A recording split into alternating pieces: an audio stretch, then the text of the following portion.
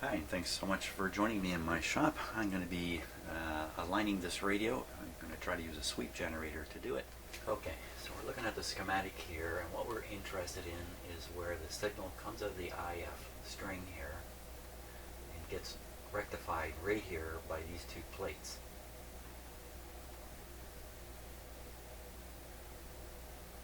So this lower plate is basically shorted out. I don't think it's doing anything. It's all about this one. This little plate here rectifies the 455 that's coming out of this IF transformer and builds up a choppy DC voltage right in here. Here's a big resistor isolating this side away, pushing up, if you like, the impedance of this part of the circuit. If you want to put it that way. The lower impedance here, coming right out of the rectifier. This way, here's the volume control. What does that say? 50K stop. 50K stop. Must just mean you just can't turn this control past all the resistance, I guess. I don't know. I've never seen that 50K stop. So this is a 500,000, 3 million. We need to clip right in here. If we clip in here, there's enough oomph. It doesn't take much, but there's enough oomph in here to drive the scope. The scope does need a little bit to operate. If I were to hook the scope up out here in the high impedance area, there's just not enough oomph. This resistor is de-umphing this part of the circuit. You can't heave the charge through this resistor at the scope. So the scope would bleed off too much charge from over here and it would affect the ABC voltage on the grid. That's why I don't want to hook up here. No oomph. The oomph is all here. And this is easy to find. It's just one end. It's the ungrounded end of the volume control. That's easy to find. So that's our spot. Clip on to one end of the volume control.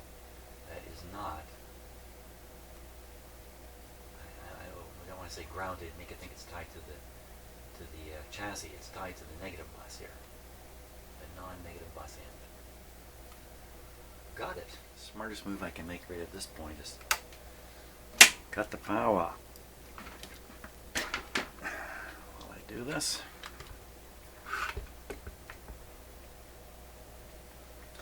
volume control. Okay, so one end is going up into the IF coil. It's also connected to a, oh, there is the 3.3 right here. So that's the terminal I want to hook up the scope to.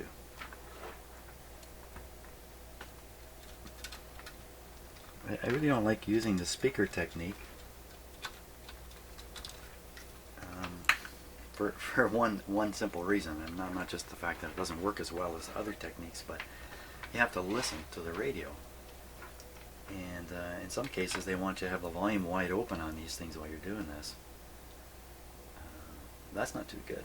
So this has to go onto the negative side of the negative bus, which is right here. Okay, now again I've connected a power system ground right into this isolated radio. It's no longer an isolated radio when I do this. In other words, I could stick my foot, when I take my shoe off, taking my shoe off, I have a sock foot.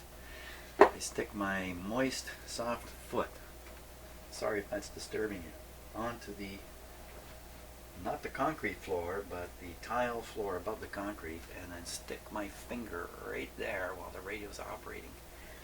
And it would make a really interesting video I am not going to perform. So that's kind of the safety issue in here, in case you're all very new to this and you're wondering where are the dangers.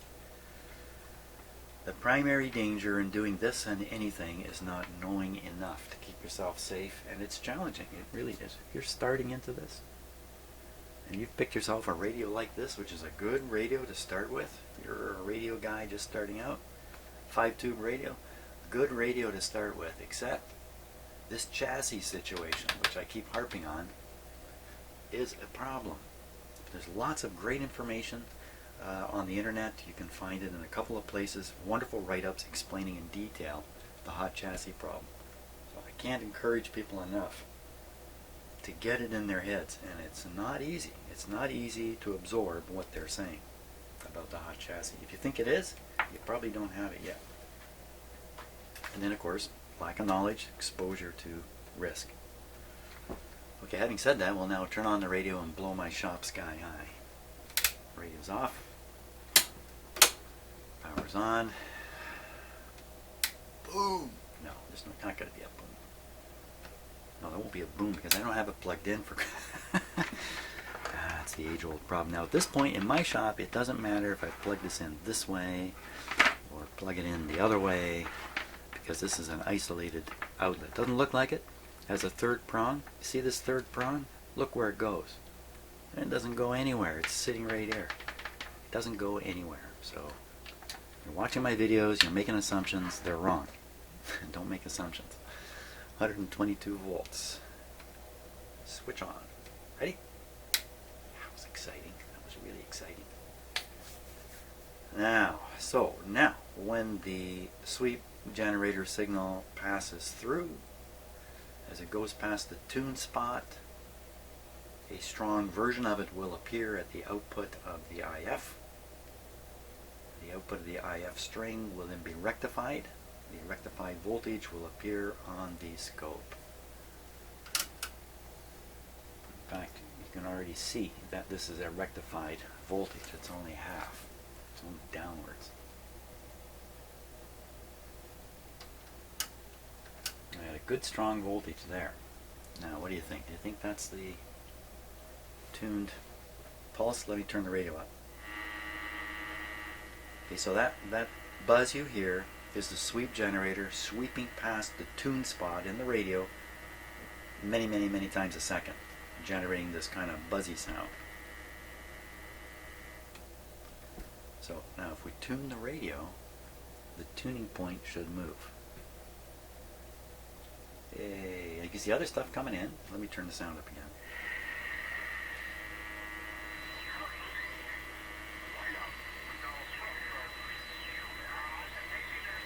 Another thing you can see is the scope is floating up and down a little bit. And that's because the scope input is set to AC down here. And so as a DC charge is presented to the scope, it takes a moment for the capacitance in the scope to level out. I don't want to say counterbalance that charge, but that's what's happening. Put this on DC, you'll be able to watch the AVC voltage itself. Whoop, wrong color, turn it up.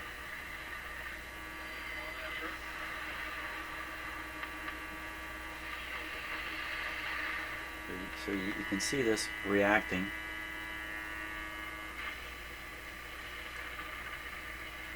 The interesting thing is, you see this is a noise signal, and look at how much AVC it generates. Way down here. Way down to this point. Yeah, if I tune in an actual radio station, better one. So it's only coming down a short distance. The way you can interpret that, there's that putt-putt again. The way you can interpret that is that noise signal produced so much output from the IF. When it was rectified, it produced a DC voltage down here. Meanwhile, the radio signal only produces an AVC voltage up here. It's not as strong. When the AVC voltage gets bigger, the radio sensitivity is cut back. That's the whole idea. The noise can cut back the radio sensitivity to the point where you cannot hear the signal behind the noise. Can't hear it at all. Well, I think I've got a visitor in the shop at this point. Okay, so what are we going to do with this? Now here's another point. See how teeny tiny that's gotten?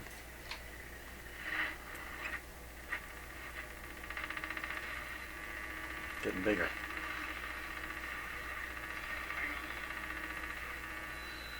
I'm going to do the alignment based on this. And there's that crazy clicking.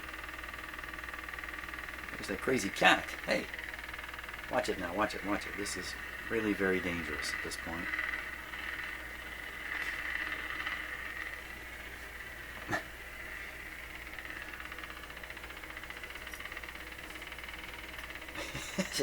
This is the super curious cat.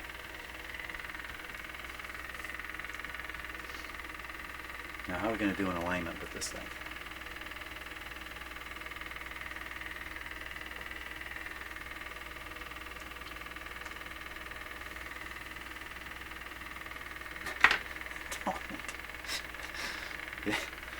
Yeah, how are we going to do anything? Okay, cat, you can't be chewing those wires. Okay, this is, unfortunately, this is the wire chewing cat of the century here. Out you go. Down you go.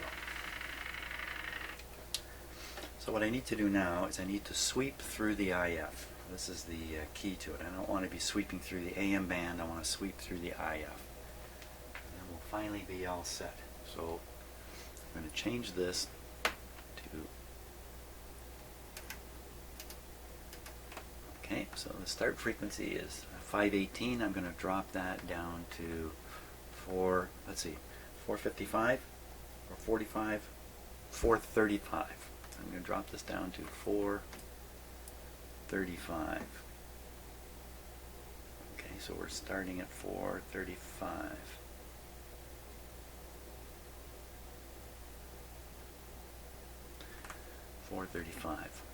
And then we're going to want it to stop 20 above 455. 475.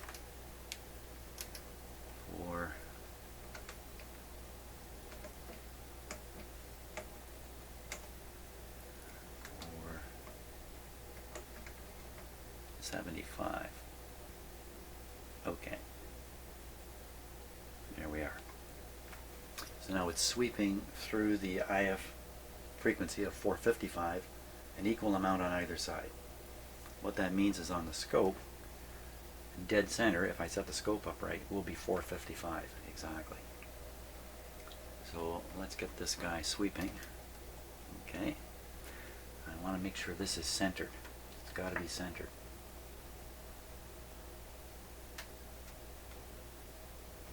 Okay, so if I got this set right, this center point is 455 exactly. There is a way to check it.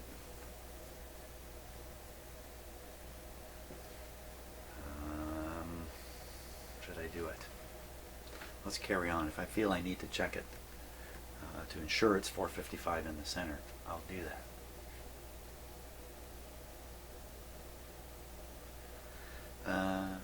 Why do we see nothing here? What's happened to my... Oh yeah, right. So we're not injecting the signal. 455. Now I want to inject this differently. What am I doing? I don't want to do it like that. I want to inject the 455. I can just jam it into the antenna. It will find its way past the antenna, even though the antenna is tuned for something else. It will still find its way past, get on the grid of the mixer tube. So to do that, again, I gotta watch out now. I really gotta watch out. This is also a ground to the hydro system. So this wire, this clip essentially is shorted to this clip because they're both coming from three-pronged equipment. And I put this clip in the wrong spot, I'd be shorting a pile of stuff out in the radio. Now, if that doesn't make you nervous, so I'm going to clip it in the same spot. I'm doing this with the radio on also. Okay. Now, next thing is, I'm a nervous Nelly. I want to protect the signal generator. So I'm going to stick a capacitor in here. It's got a resistor in it too. That's a 1000 ohm resistor here. Just to give a little bit of isolation. And I want to clip this onto the antenna basically. We're going to start with the antenna just because it's easy. So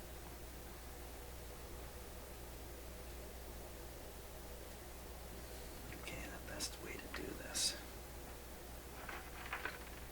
This bare wire here. Come up and around and down.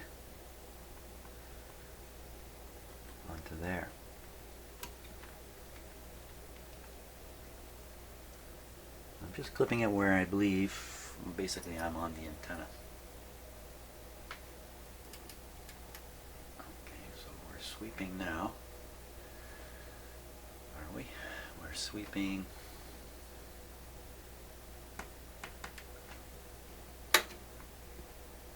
Yeah, so we're definitely sweeping along through here.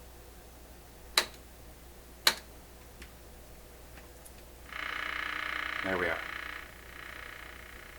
Now, how come there's nothing on the scope?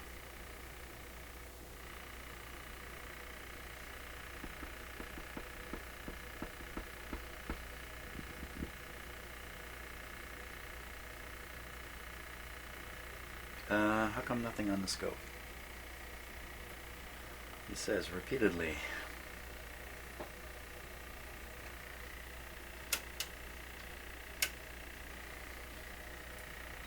Tuning, well, tuning I can just tune to a quiet spot is really what I should be doing here. You know what? I think the reason we don't see the sweep because I don't have much output on that. On it. As in no output. There it is. There it is. You can hear it a bit too. Again, there's no tone coming from the signal generator, there's no modulation. This is supposed to pop up right here, not where it is. So what this tells me is the alignment appears to be off. It may be the IF is aligned, but it's aligned at the wrong frequency. That allows the radio to operate actually just fine. It's really not a problem, except the dial won't be accurate. And if it is accurate, it won't be linear. It'll be accurate at one end, but not at the other. Something like that may be going on. So we need to move this guy here.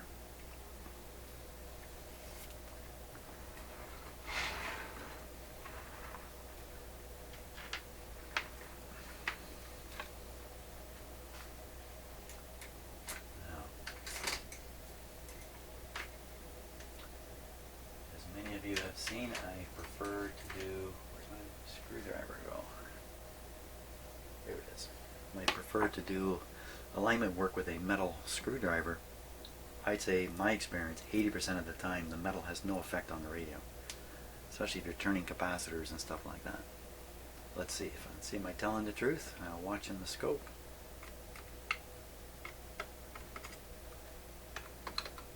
So a screwdriver has no effect in itself.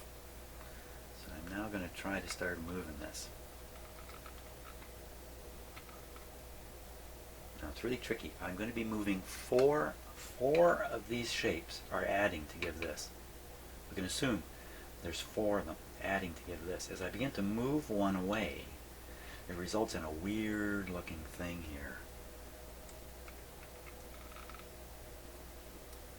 So I think I went the wrong way there. Really hard to tell what I'm doing.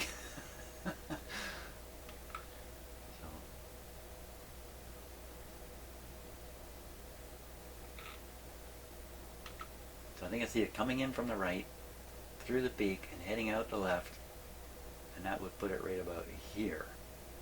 So I think I have the peak from this one of the 4 coils right here, or close to here, but you can't see it anymore.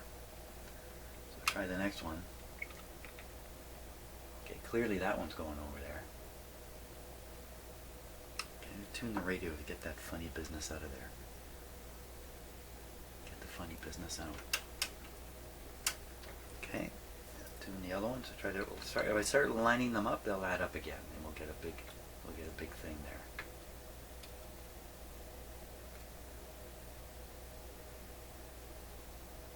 Okay, and then the last one. So if you're going to do alignment this way, you gotta kind of have your imagination running pretty good. Oh, look at that! Look at the improvement there. That's good. Now let's see if we can get it. I mean, it's really close now. Let's see if we can get it right on. Can we get it right on?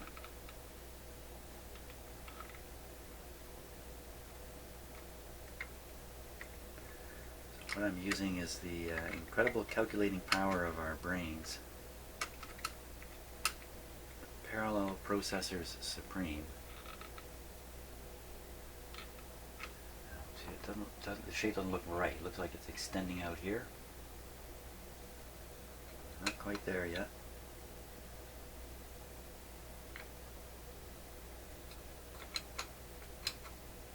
Which one is it that's out there on the right? It's this one. Another way to do this would be to do each one of them individually. Attempt to actually measure and visualize each one of them. It's just a little AM radio, so you know, how exact does this have to be really?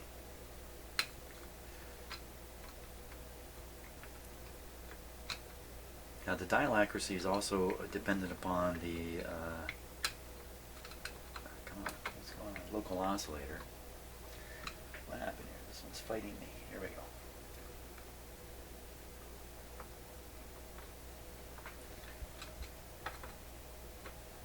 Yeah, okay, didn't have it in the screw right.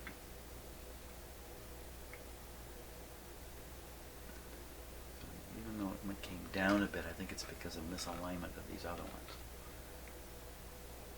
You just kind of fiddle around with this, letting your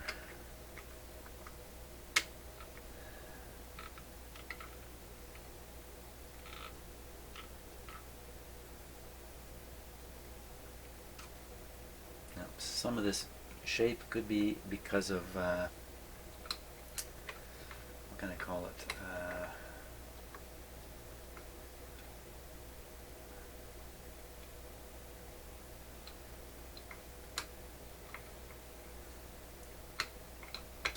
The non-linear response of virtually everything.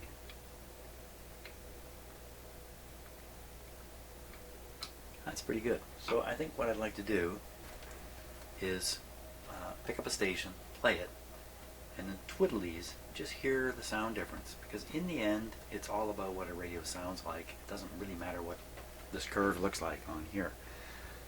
It's what it sounds like. So cut this off. Tune something in.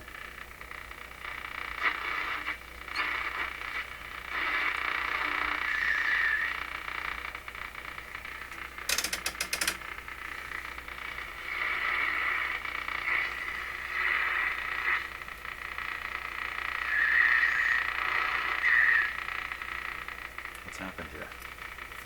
Oh, okay, we'll take this off. It didn't do anything.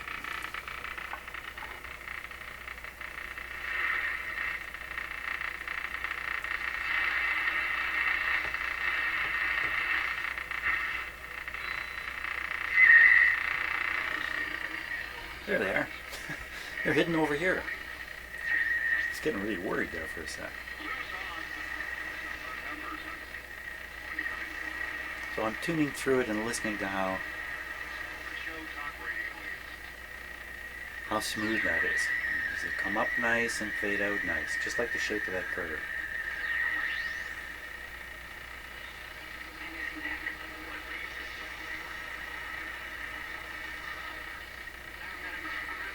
Now, tune them in.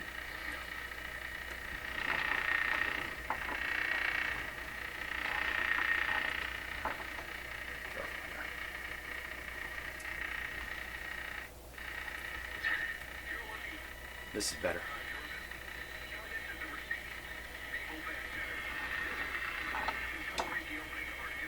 I want a nice clear signal I can work with here.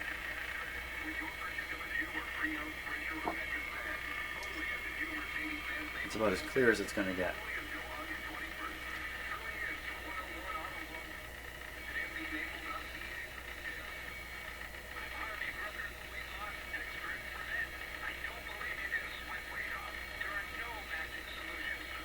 What I'm listening for now is the highs and the lows in the sound.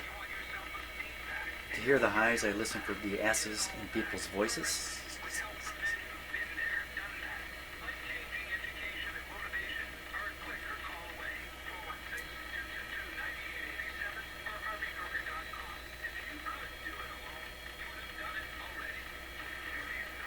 If the response curve is too sharp, it won't pick up the highs.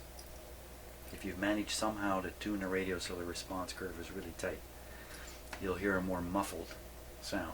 Bass will be fine, but the highs will disappear.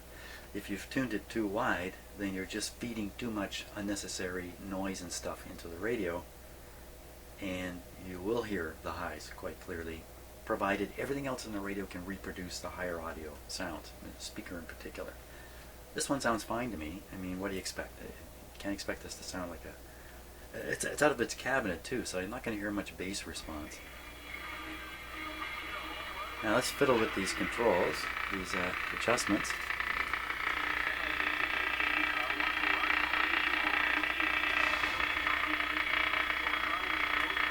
Doggone it.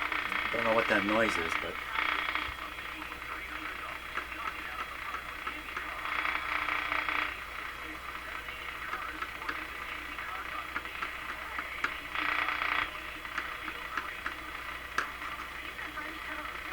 what happens if I put a ground on here?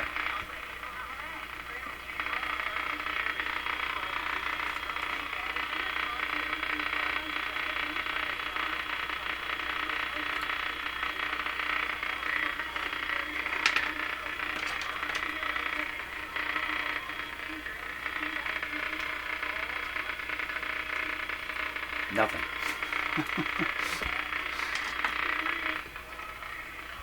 Why is that?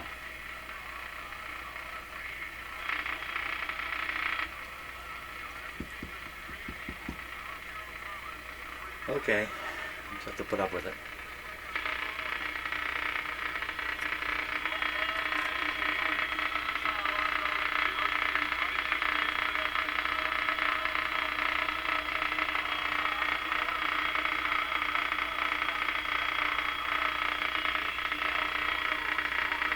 Okay, here we go.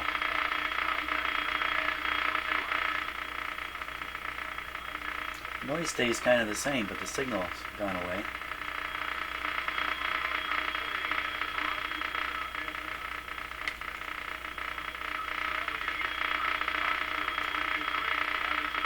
Okay, that's back.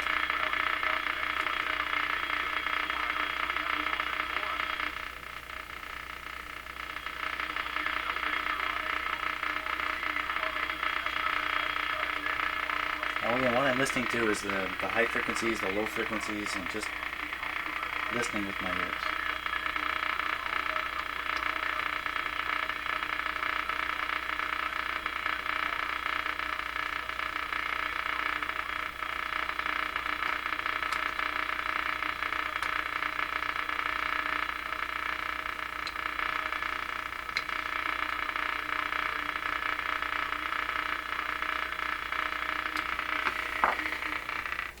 Okay, so that little exercise suggests to me I can't get it to sound any better than it did when it was tuned by instrument. So we'll go back to tuning it by instrument here.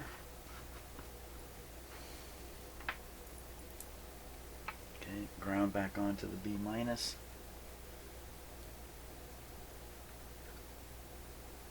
And this back onto the antenna here.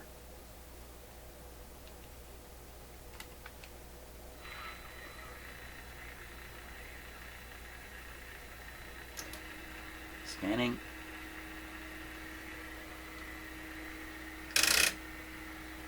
So you can see what I did to the curve. I've distorted it. We'll tune to a quiet area. Short the antenna. Wow, I'm using the antenna. That's quiet enough. Now just repair this back to the middle.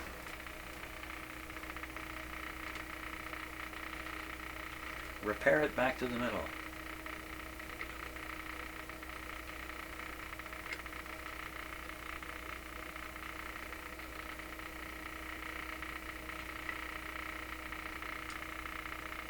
So try as I may to put this right back to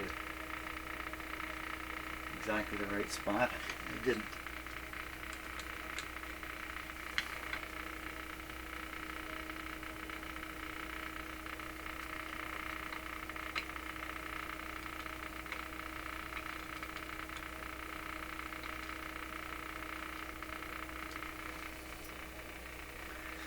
Now how do we know this is 455?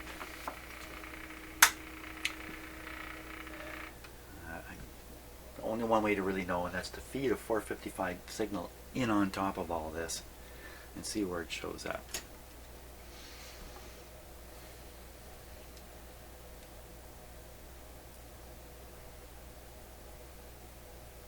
How am I going to know this is 455?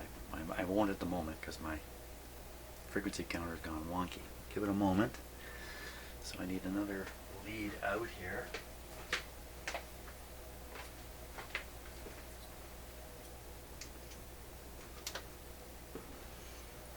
We're just going to jam that signal. We're really trying to get that onto the scope. That's really all we're trying to do. We're not really trying to put it through the radio. We just want it to appear upon the scope.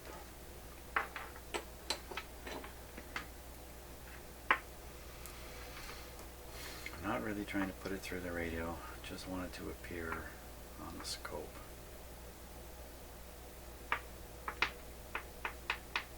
Is that true? I don't know.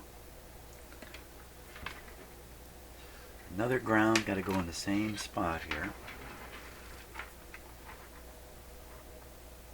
It's getting a little crowded. The radio's operating right now, so this is not the best thing. So now I have all these test leads tugging on these parts which are a little loose. That's a little bit of a concern too. I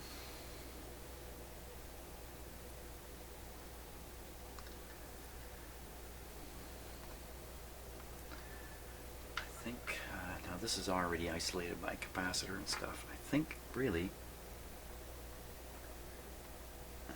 I can put it here.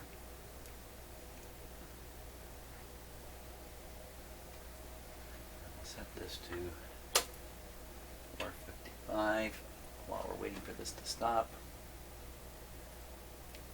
I'll just use the dial here.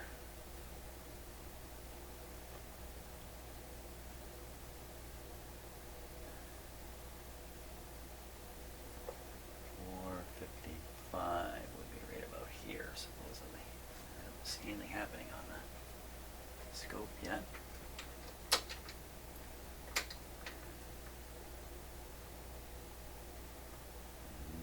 Not a coming out.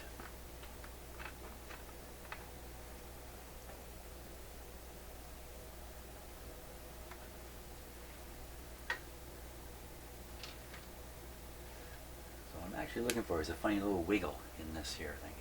I'm not looking there. See that wiggle? Right there? Can you see that on the, yeah, you can kind of see it. So I'm gonna make the wiggle. There we are. So the output frequency of this signal generator is whatever this frequency is. When this thing settles down, we'll find out. Okay, more than one way to skin a cat. Oh, sorry, Shadow, did you hear that? I hope not.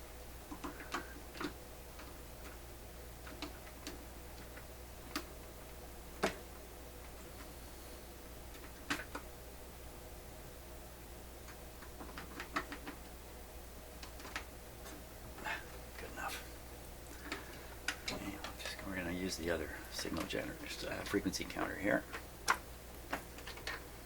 Try anyway. There we are. Okay, now this frequency counter is quite accurate. And right away, can you see the number? Can you see the number? 454.3. Sounds like 455 to me.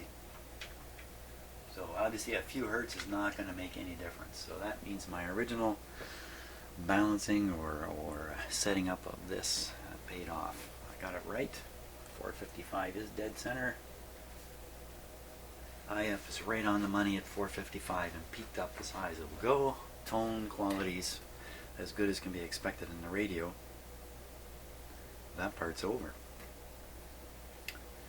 Now the next part is doing the front end of the radio.